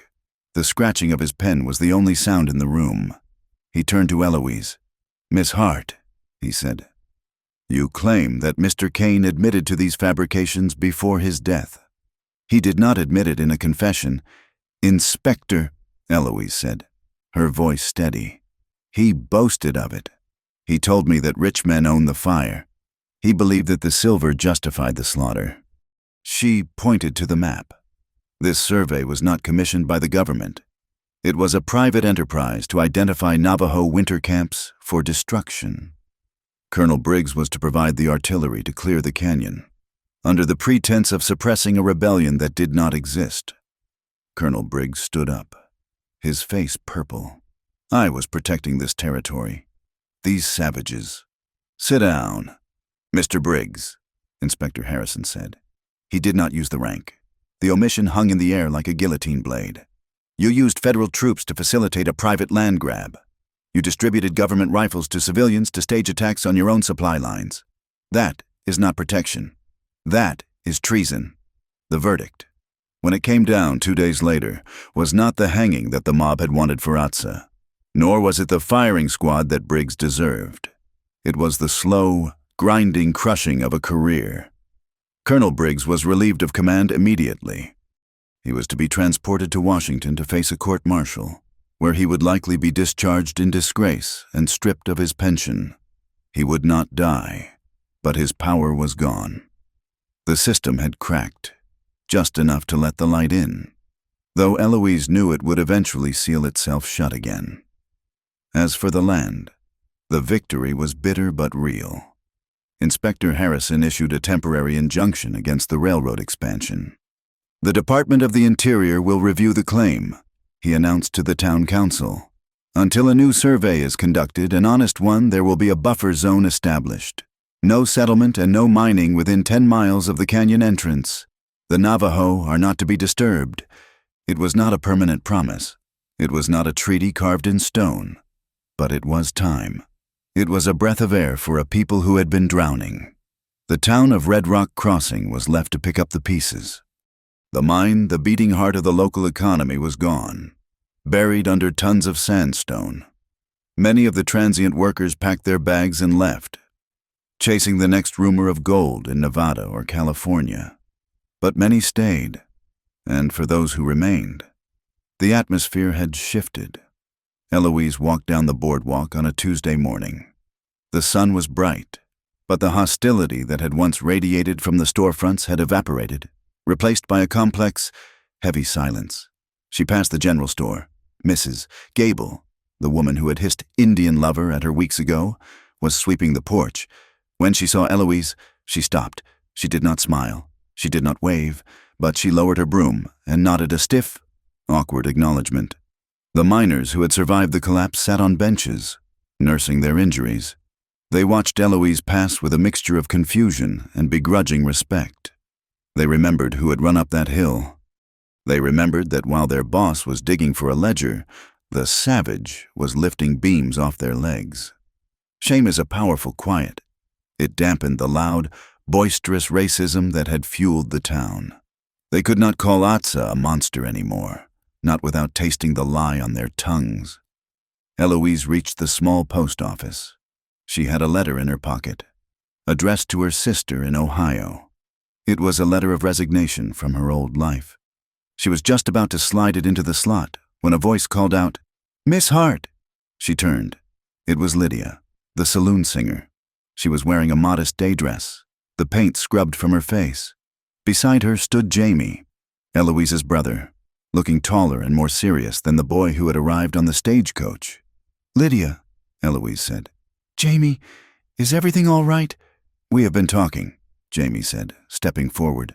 "The mine is closed. A lot of families are out of work, but they are staying. They are trying to farm the valley floor. And they have children," Lydia added. She twisted her hands together nervously. "Children who run wild in the street. Children who cannot read a single word. Eloise looked at them, puzzled. What are you saying? We want to open a school, Lydia said, her voice gaining strength. Not a church school, just a place to learn. For everyone. The miners' kids, the Mexican kids from the laborers' camp. She paused, then looked Eloise in the eye. And maybe, if we can convince them, the Navajo children too. A school, Eloise repeated. We have the building, Jamie said. The old supply warehouse, but we need a teacher. Someone who knows mathematics, someone who knows geography, someone who knows the truth, Lydia said softly. You are the only one who stood up. Eloise, you taught this whole town a lesson without a blackboard. Imagine what you could do with one. Eloise looked at the letter in her hand. It was her ticket back to safety. Back to tea parlors and libraries where no one knew her name. I am not a teacher, Eloise said. I am a cartographer. You map the world, Jamie said, smiling. Help these kids find their place in it. Eloise hesitated. Then, slowly, she put the letter back in her pocket. I will think about it, she said. But as she walked away, her step was lighter, 5 miles away. In the red dust of the temporary Navajo camp, another debate was ending. Atsa Yazi stood by the corral, grooming the horse that had carried him through the storm. His shoulder was stiff from the injury at the mine, but the wound was closing. Around the fire, the elders were speaking. The mood was not celebratory. The Dine had kept their canyon. Yes, but the cost had been high. The innocence of their isolation was gone. A young warrior named Kla approached Atsa. Kla had lost a brother in a skirmish years ago, and his heart was still hard. Why did you save them? Kla asked, his voice bitter. The man Silas. The soldiers. You should have let the mountains swallow them all. It would have been justice. Atsa stopped brushing the horse. He looked at the younger man. Justice is a balance. Kla, revenge is a circle. If I had let them die when I had the power to save them, I would have become them. I would have been Briggs. I would have been Kane. They would not have saved you. Kla spat. I know. Atsa said calm. That is why we are better. That is why we are still here. Hastien Baye. The elder walked over. He placed a hand on Atsa's arm. You walk a strange path. Atsa, you walk between the Hogan and the Stonehouse. Some of the people say you have been touched too much by the white world. And what do you say? Grandfather Atsa asked. I say that the white world is here, the old man replied, looking toward the town. We cannot close our eyes to it. We need someone who can walk on the edge without falling. But it is a lonely walk.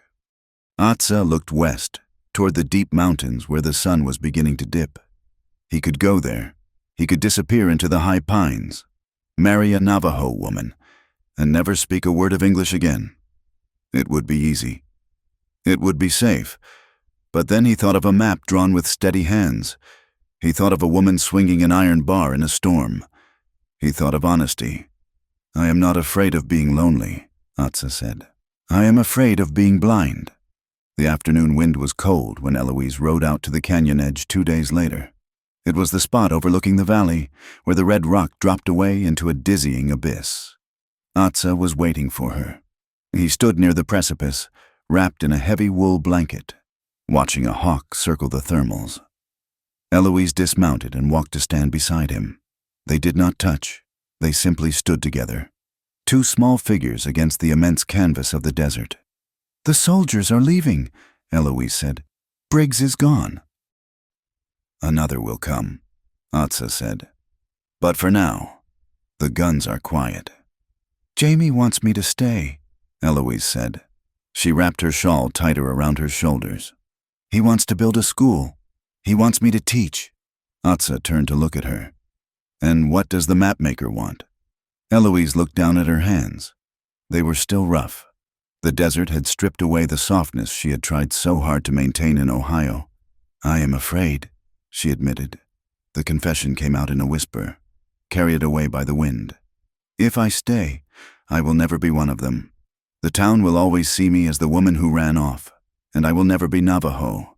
I cannot weave. I cannot speak the language well. I will be nothing, just stuck in the middle. She looked up at him. her eyes wide and vulnerable. "I am afraid of belonging nowhere." Atsa watched her. His face was unreadable, carved from the same ancient stone as the canyon walls. "Do you know the story of the emergence?" he asked. Eloise shook her head. "My people believe we came up through 4 worlds," Atsa said, his voice rhythmic and low, "from the black world, to the blue, to the yellow, and finally to this one, the glittering world. In each world, there was chaos. In each world, we had to choose to move up, to change." He stepped closer to her. The distance between them vanished. "I walked the long walk," he said. "I saw the world end. I came back to a land that had changed. I did not fit in the old ways, and I hated the new ways. I was like you, floating." He reached out and took her hand. His skin was warm against hers. "But then I learned something," he continued. "You do not belong to a town.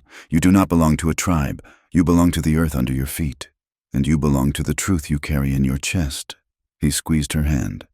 "You are not stuck in the middle. Eloise, you are the bridge. A bridge does not belong to one side of the river or the other. It belongs to the connection." Eloise felt a lump rise in her throat. "A bridge gets walked on," she said, a tear slipping down her cheek. "And a bridge stands when the flood comes," Atsa replied. "We stood. The mine fell. The kernel fell. We stood." He lifted her hand and pressed it against his chest, over his heart. She could feel the steady, slow rhythm of his life. "I am staying," Atsa said. "I will live near the trade route. I will talk to the white men and the dine. I will trade horses. I will keep the peace." He looked deep into her eyes. "But a bridge needs 2 pillars to stand. I cannot do it alone." Eloise looked at him. She saw the lines of fatigue around his eyes, the gray hairs starting to show at his temples. He was not a romantic fantasy. He was real. He was difficult. He was honest. "I am not pretty," she whispered, the old insecurity flaring one last time, a reflex of her past life. Atsa smiled. It was the same smile he had given her in the cave, slow, genuine, and full of light. "I told you," he said softly. "All the better. I do not need a flower that wilts in the sun. I need the rock that holds the heat." He leaned down and kissed her. It was not a kiss of burning passion or desperate hunger. It was a kiss of sealing. It tasted of dust and cold air and promise. It was a claiming. Not of ownership, but of partnership. When they broke apart, the sun was dipping below the horizon, setting the canyon on fire with light.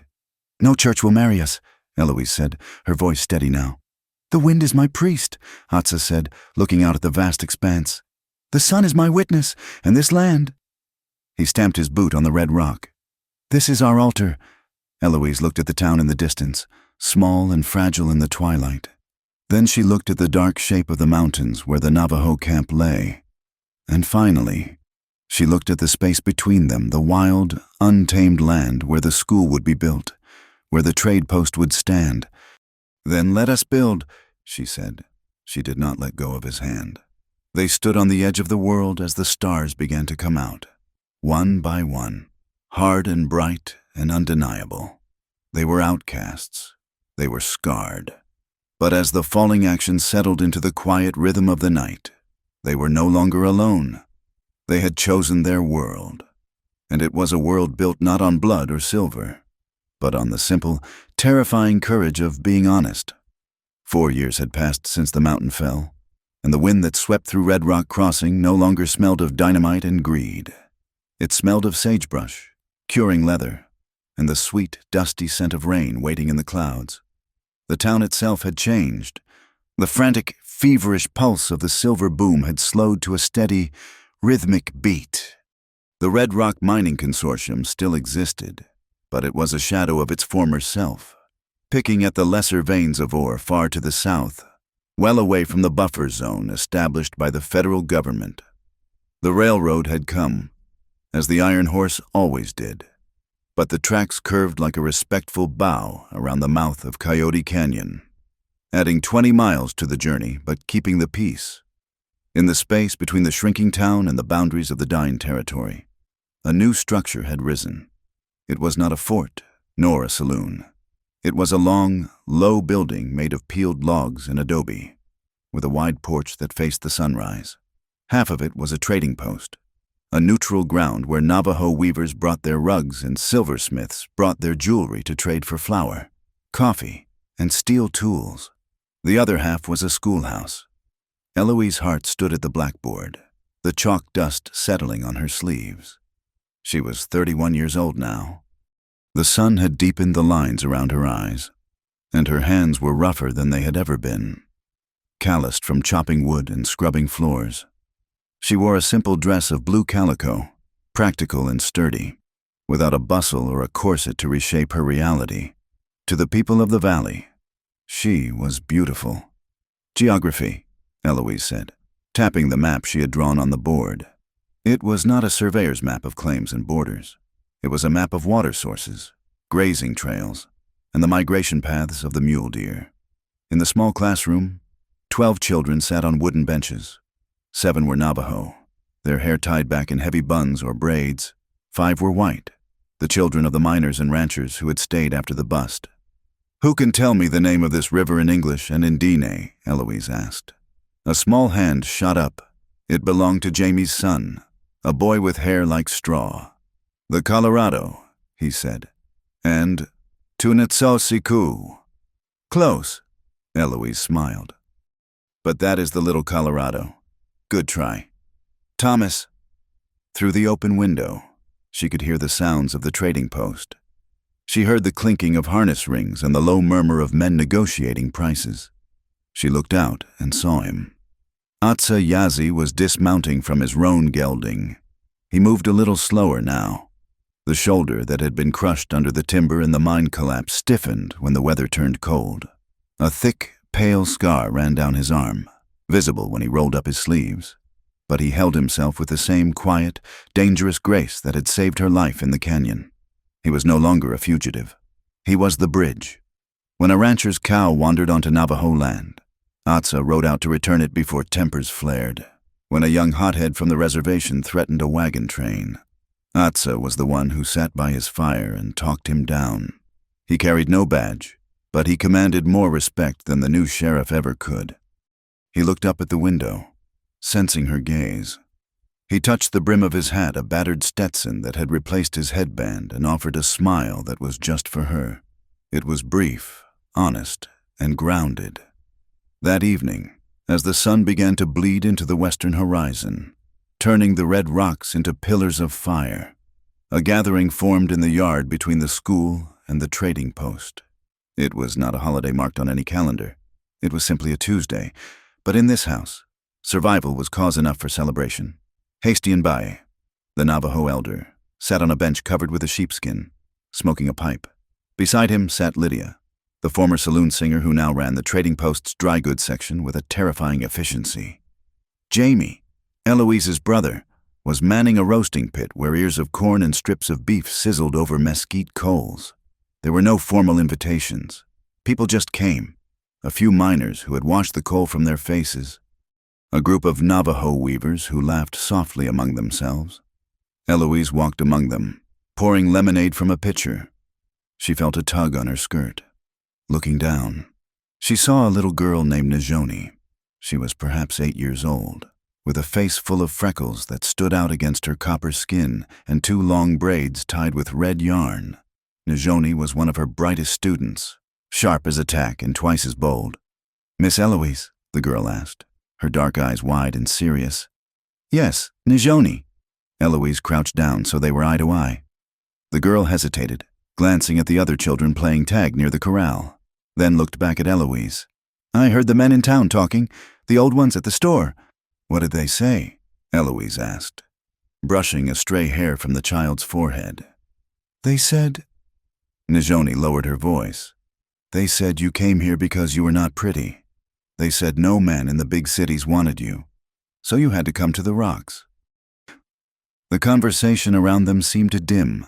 It was a cruel question, innocent in its delivery but barbed with the sting of Eloise's past insecurities. Eloise froze for a second. She remembered the mirror in the hotel room. She remembered Thomas's voice saying she was forgettable. She remembered the shame that had driven her onto that stagecoach 4 years ago. Then, she laughed. It was a warm, rich sound that bubbled up from her chest, free of bitterness. "Yes," Eloise said, holding the girl's gaze steadily. "They did say that. And do you know what? They were right, in their own way. I am not pretty like a painted doll in a shop window. I do not have silk skin, and I do not know how to flutter a fan."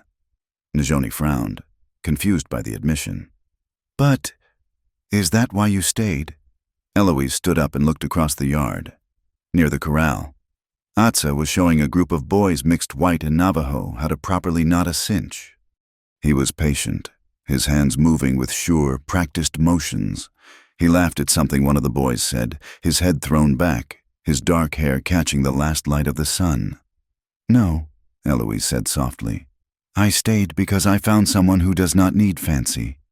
She pointed to Atsa. "He needs honest." She looked back at the girl. "Do you understand the difference? Najoni fancy is for a night. Honest is for a lifetime. Fancy breaks when the storm comes. Honest holds the roof up." Najoni looked at Atsa, then looked at her own hands, which were dusty from playing in the dirt. She nodded slowly, a childish wisdom settling over her features. "Then I want to be honest too," Najoni declared firmly. "Not fancy." Eloise felt a lump rise in her throat. She reached out and smoothed the girl's hair. "Beauty walks with truth," she said, using the Navajo phrase Atsa had taught her during those long days in the cave. "Najoni go, hey." "Beauty walks with truth," Najoni repeated, smiling. Then, with the sudden shifting attention of a child, she turned and ran off to join the game of tag. Eloise watched her go, her heart full.